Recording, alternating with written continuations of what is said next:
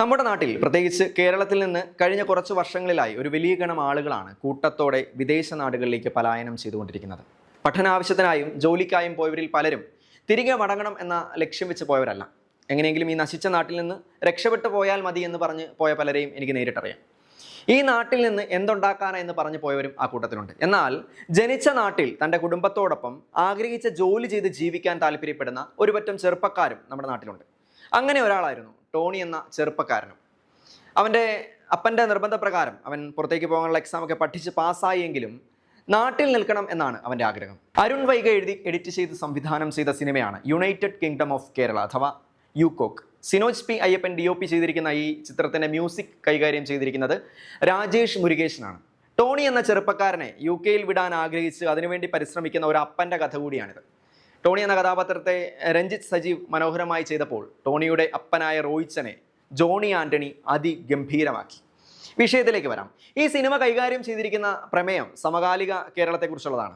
Tonic അപ്പൻ്റെ ഒപ്പം നാട്ടിൽ നിൽക്കാനും അവന് ഇഷ്ടമുള്ള ബിസിനസ് ചെയ്ത് ജീവിക്കാനുമാണ് താല്പര്യം. എന്നാൽ അപ്പന് മകനെ UK വിടാനും. അതിന് അപ്പന് തക്കതായ ഒരു കാരണം കൂടിയുണ്ട്. അത് സിനിമയിൽ പറയുന്നുണ്ട്. അങ്ങനെ അപ്പന് വേണ്ടി മാത്രം ടോണി എക്സാം ക്ലിയർ ചെയ്യുന്നു, പാസ്സാവുന്നു. എന്നാൽ നാട്ടിൽ നിൽക്കാനുള്ള അവൻ്റെ ആഗ്രഹവുമായി അവൻ മുന്നോട്ട് പോവുകയാണ്. അങ്ങനെ മുന്നോട്ടുള്ള യാത്രയിൽ ടോണിയുടെയും കൂട്ടുകാരുടെയും ജീവിതത്തിൽ നേരിടേണ്ടി വരുന്ന അനുഭവങ്ങളാണ് ഈ സിനിമ മുന്നോട്ട് വയ്ക്കുന്നത്. ജനിച്ച നാട്ടിൽ നിന്നും പോകാൻ ആഗ്രഹിക്കാത്ത ഒരു പറ്റം ചെറുപ്പക്കാരുടെ കഥ എന്നതിനേക്കാൾ എന്തുകൊണ്ടാണ് പിറന്ന നാട് ഉപേക്ഷിച്ച് പോവാൻ അവർ നിർബന്ധിതരാകുന്നത് എന്നുകൂടി ഈ സിനിമ പറഞ്ഞു വെക്കുന്നു.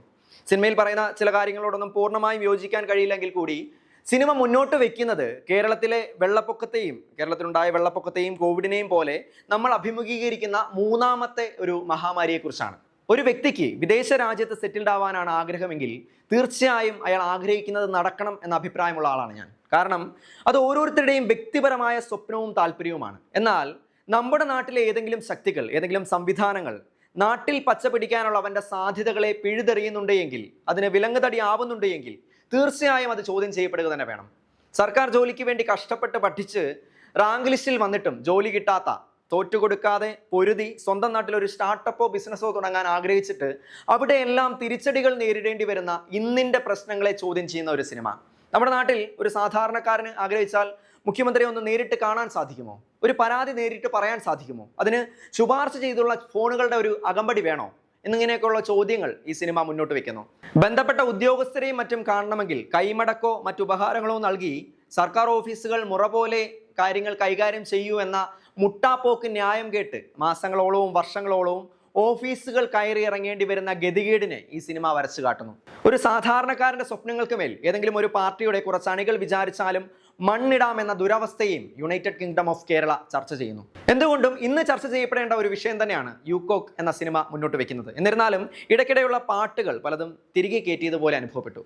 കുറച്ച് വർഷങ്ങൾക്ക് മുമ്പ് കണ്ട് വന്നിരുന്ന ഒരു ട്രെൻഡ് പോലെ ഇനി പാട്ടാണ് എന്ന് തോന്നും വിധം പാട്ടിലേക്ക് പോകുന്നതായി അനുഭവപ്പെട്ടു. അതായത് ഒരു പാട്ടിന് മുമ്പ് എന്തോ ഒരു അടി ഫീൽ ചെയ്തു. അതുപോലെ എടുത്തു പറയേണ്ടുന്ന ഒരു കാര്യം, ജോണി ആൻ്റണി അതിഗംഭീരമായി തന്നെ അപ്പൻ വേഷം കൈകാര്യം ചെയ്തു എന്നുള്ളതാണ്.